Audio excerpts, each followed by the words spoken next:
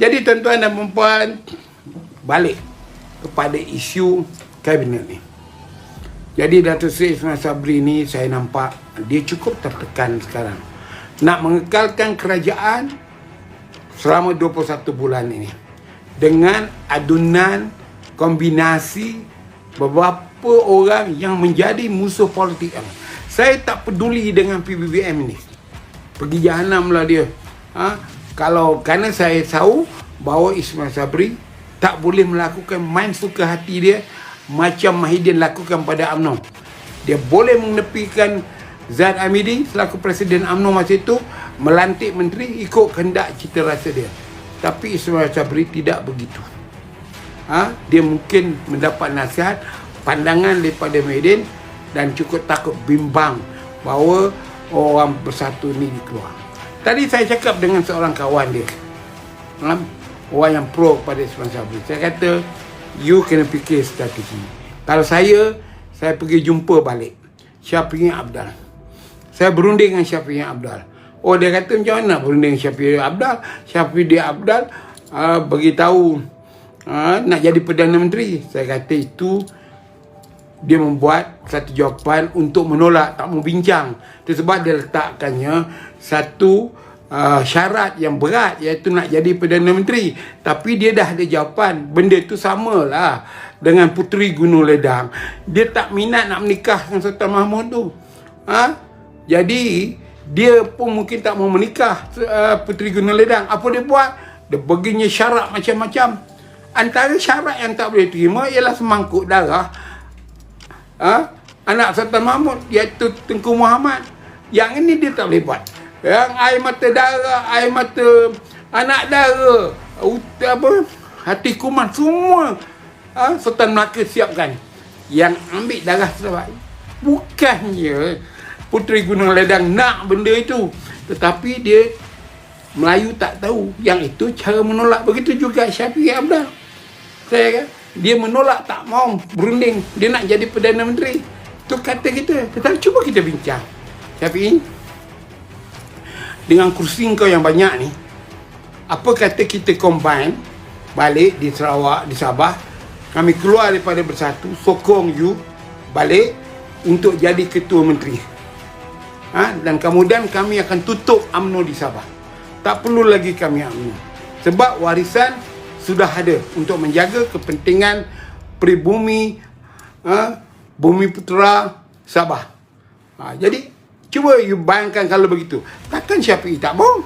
Kalau saya Syafi'i, saya fikir juga balik. Ya, aku boleh jadi balik Ketua Menteri dengan UMNO bagikan sokongan, kemudian UMNO bubarkan, dan orang UMNO ni semua masuk warisan.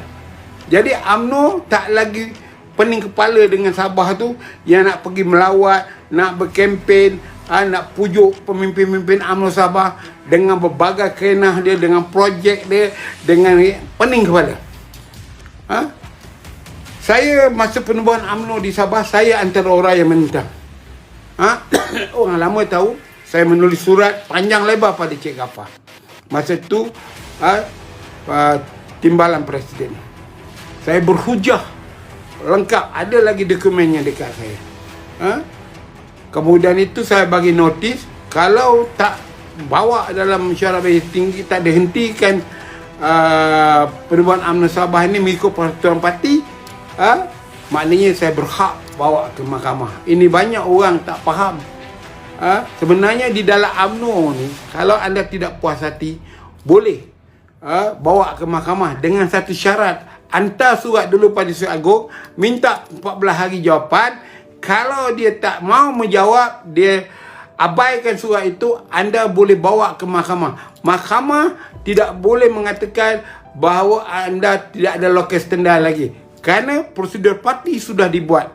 Jadi banyak orang tak faham ni. Itu sebab kadang-kadang saya tengok orang parti ni, orang UMNO yang komplain, bawa ke mahkamah, ditendang kerana kebodohan mereka.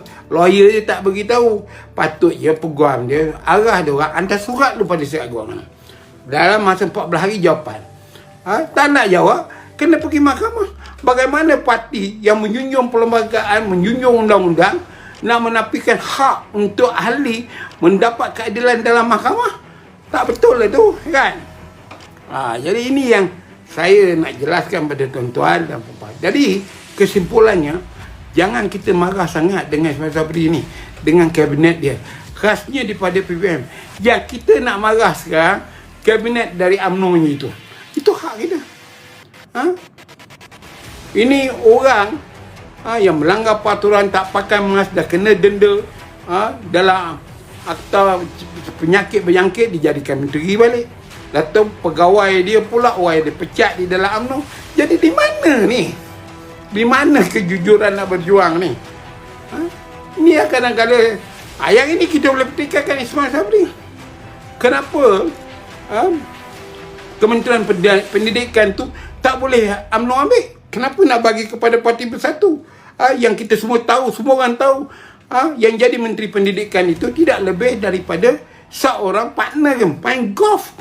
Mahidir Yassin kalau pergi ke Australia, tak lebih pada itu. Bukan ada idea, tak ada. Tak ada idea pun. Hanya terperangkap dengan ucapan dia dulu soal YMDB. Saya accountant, saya jurukira, saya tahu ini malah. Kan itu saja kelebihan dia. Jadi patut dia jadi Menteri Kewangan lah, bukan jadi Menteri Pendidikan. Jadi inilah dia yang kita nak pergikan pengalaman-pengalaman ini, tuan-tuan. Jadi apa yang nak buat? Ada 100 hari. Kalau 100 hari ini gagal oleh menteri-menteri, macam mana? Macam contoh, adakah kerana Pak Wan ni, inilah masalah. Pak Wan digugurkan jadi menteri, tak pernah hadir mesyuarat Majlis Keselamatan Negara. Wahal dia menteri tugas khas yang jaga Nadma. Kalau dicek oleh Sabri, dia tak datang. Kalau saya jadi Perdana Menteri pun, saya nak lantik lah. Dulu aku duduk dalam Majlis Keselamatan Negara, pengusikan mesyuarat bagi pihak Perdana Menteri, kau tak maruahkan. Jadi kau nak jadi menteri? Saya memang sakit sepak terkajang lah. Keluarlah, saya tak ada masalah tu. Jadi, yang lain, cuba tengok. Kementerian Dalam Negeri, kawan saya juga, saya tulis. Hamzah Zainal. Tak apalah, timbalannya pada UMNO. Tapi jangan jadi 2 kali lagi. Dulu UMNO bakal diharamkan, ada timbalan menteri UMNO. Timbalan menteri UMNO dalam tu diam, tak buat apa-apa. Sekarang yang nak mengharamkan UMNO daripada kementerian yang itu, dengan menteri yang sama, berada balik dalam kementerian itu. Macam mana? Berani ke Ismail Sabri pecat Hamzah Zainuddin itu? Jika berlaku, sekali lagi, ROS hantar surat. Sekarang ni macam mana? Apakah akan berlaku terhadap sistem pentadbiran negara ini? Main-main ke dengan ROS keluarkan surat, anda tidak diluluskan untuk menangguhkan mesyuarat, salah buat mesyuarat semula, pemegang jawatan dalam UMNO semua caretaker. Sekarang tolonglah jawab. Saya harap sangat ROS ambillah tindakan kepada UMNO, perlu nak berubah ke dan sebagainya. Jadi jangan diam. Kita kena tengok bagaimana. Macam saya mesej kepada Menteri Pengajian Tinggi, you dah lantik orang tu Vice Chancellor, belum sama 4 hari kemudian you letak jawatan. PMO hantar memo kepada Ketua Pengarah Jabatan Pengajian Tinggi, Profesor apa nama saya tak tahulah, gantung yang dilantik melalui undang-undang, melalui akta AUKU. Sekarang di mana nak letaknya Ketua Pengarah ni? Muka dia kat mana nak taruh? Hari Isnin angkat sumpah, selewat-lewatnya hari Rabu dia akan masuk dalam jabat, jumpa balik. Yang overall keputusan menteri. Mana boleh negara ni ditadbirkan macam ni? Hanya kerana kehendak makcik gemuk nak bagi adik dia menjadi Vice Chancellor. Dan yang arah tu bekas ketua sesulit Perdana Menteri yang dalam dia punya kolom Facebook dia menulis masalah sistem pentadbiran negara. Saya ni tak payah profesor, tak payah belajar undang-undang, tak payah masuk UIA. Saya faham konsep sistem kerajaan itu. Parti menguasai kerajaan tu saya tahu. Saya dah belajar ni, ilmuwan ini terhadap sistem pemerintahan di Malaysia yang di Intan tahun 73 lagi. Mana kami dah diajar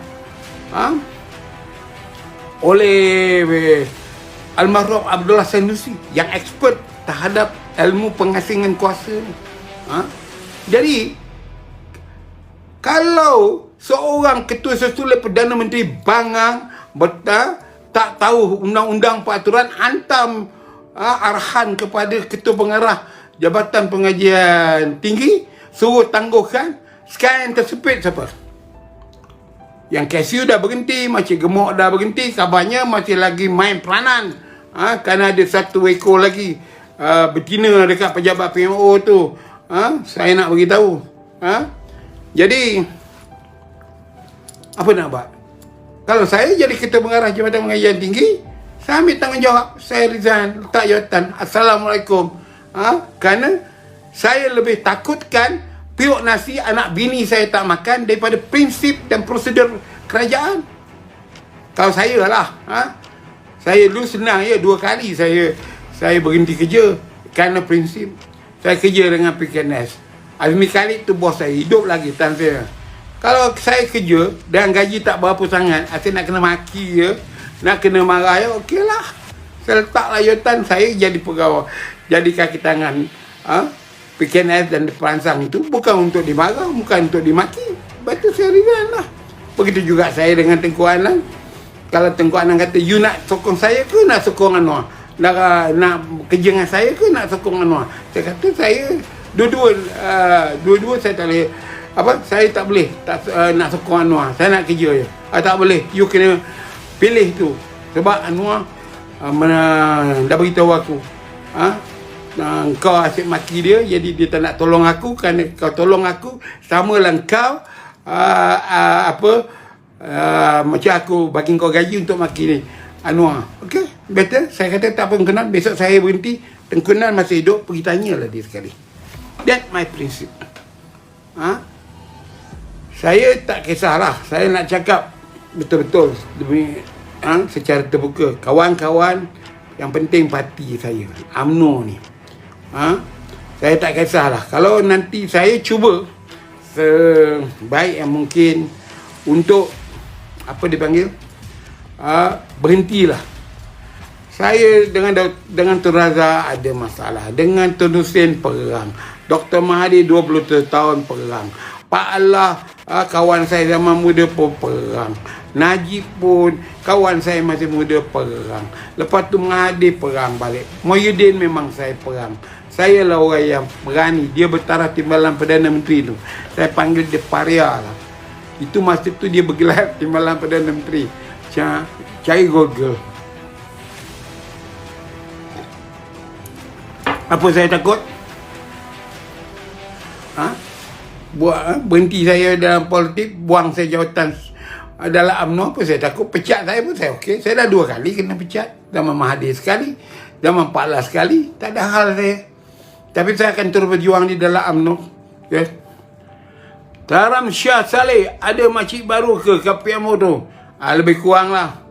Ada makcik baru pula. Harap dia berubah lah. Masalahnya, saya dah tulis. Dia tahu nombor telefon saya. Cakaplah telefonlah saya, apa salahnya. Bagi penjelasan saya terima, kan?